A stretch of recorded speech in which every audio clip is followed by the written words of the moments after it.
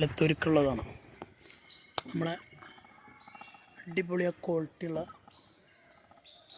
ബമ്പം കുറ്റം പോത്തുംകുട്ടി, നമ്മളെ ഗിറിൻ്റെ മോരിക്കുട്ടിമ്പാട് വണ്ടിയിലൊക്കെ കയറ്റി കെട്ടി സെറ്റാക്കിക്കണു. വണ്ടി എടുത്താൽ മതി. വണ്ടി വരാൻ വൈകി, ഉച്ചക്ക് കൊണ്ടുപോകാമെന്ന് പറഞ്ഞേന്നു.